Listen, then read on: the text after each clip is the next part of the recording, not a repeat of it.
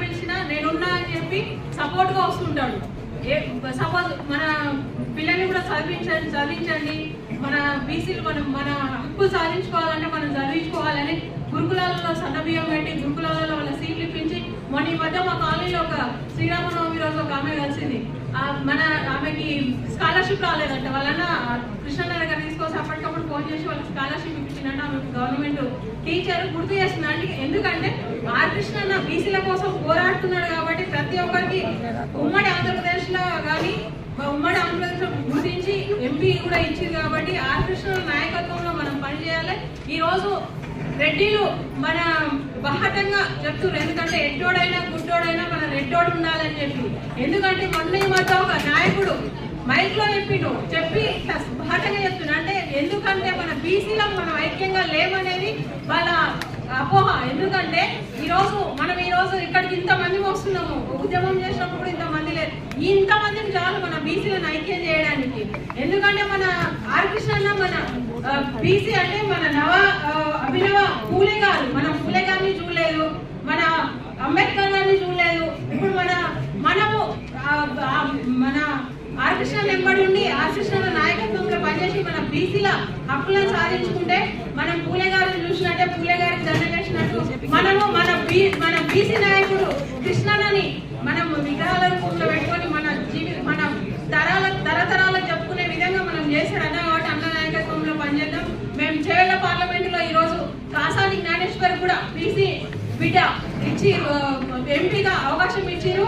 మన చేవెళ్ళ పార్లమెంటులోనే ఒక అగ్రకులానికి చెందిన రెడ్డి ఆయన ఒక సవాల్ విసిరిండు. మీ బీసీలలో మీకు దమ్ము ధైర్యం ఉంటే మీ ఒంట్లో సలసల రక్తం మరిగితే మీ బీసీ అభ్యర్థిని గెలిపించుకోవాలని సవాల్ విసిరిండు.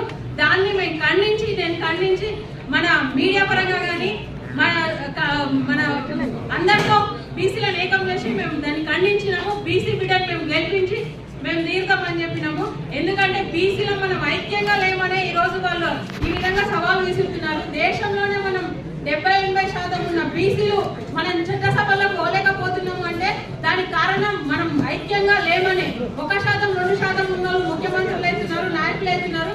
గత ప్రభుత్వం కూడా బీసీలలో ఎక్కువ జనాభా ఉన్న వాళ్ళని అసెంబ్లీలో ఎమ్మెల్యేలుగా మరియు తక్కువ జనాభా ఉన్న వాళ్ళని ఎమ్మెల్సీగా గుర్తిస్తామని చెప్పారు. అది ఎంతవరకు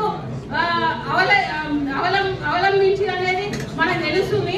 ఎందుకంటే ఈ రోజు ఇంతమందిని చాలు మన కులాన్ని ఏకం చేయడానికి, మనం ఒక పట్టు సాధించడానికి. ఈ రోజు వస్తున్నాం, మనం ఒక మీటింగ్ పెడుతున్నాం అంటే ఈ రోజు వస్తున్నాం, ఒకసారి కూర్చుంటున్నాం, మాట్లాడుతున్నాం, రేపు మర్చిపోతున్నాం. మనం ప్రతి గ్రామాలలో కానీ ప్రతి దగ్గర మనం బీసీలం ఎక్కున్నాం. మనం కూర్చుంటే మనం అందరిని ఏకం చేస్తే మనం చేయలేదంటూ ఏమీ ఉండదు. కాకపోతే మన దాంట్లో మనమే ఇగో అంటే ఇప్పుడు ఆర్ కృష్ణ ఉన్నాడు, కృష్ణ 50 ఏళ్ళ నుంచి పోరాడుతున్నాడు. మన దాంట్లో కూడా సంఘాలు చాలా ఏర్పడినాయి.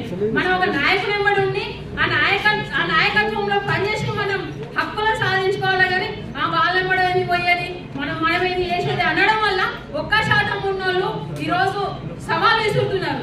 మనం ఆ సవాల్ని తీసుకొని మనం ఎక్కడైనా పార్టీలకు అతీతంగా బీసీలు నిలబడితే మనం బీసీల సత్తా చాటాలి. ఎందుకంటే ఈ రోజు బీసీలకు అవకాశం వచ్చింది అంటే మన ఓటు మనకు వేసుకున్నట్టే. ఈ రోజు ఆ బీసీ అభ్యర్థి గెలిచిందంటే మనం గెలిచినట్టే. ఈసారి మనని బీసీలని ఈ విధంగా సవాల్ చేసిందంటే మీకు దమ్ము ధైర్యం లేదన్న ఒక అగ్రకులానికి చెందిన వ్యక్తి సవాల్ విసిరింది. కాబట్టి ఈసారి మనం అందరం ఏం చేయాలంటే ఓటే మన ఆయుధం. ఓటు ద్వారానే మన బీసీల సత్తా ఏదో చాటాలి. ఎందుకంటే ఈ రోజు మనం బీసీలమంతా ఏకంగా లేనందువల్లనే ప్రతి ఒక్కరు బీసీలు అంటే చిన్న చూపు చూస్తున్నారు. ఈ రోజు మన కాంగ్రెస్ ప్రభుత్వం కూడా బీసీల వల్ల కాదు, బీసీలు ఏం చేయలేరు అని అంటున్నారు. కాబట్టి ఇప్పటికైనా మనం మేల్కొందాం. మనం అంతా నాయకులం. ఇప్పుడు రాష్ట్ర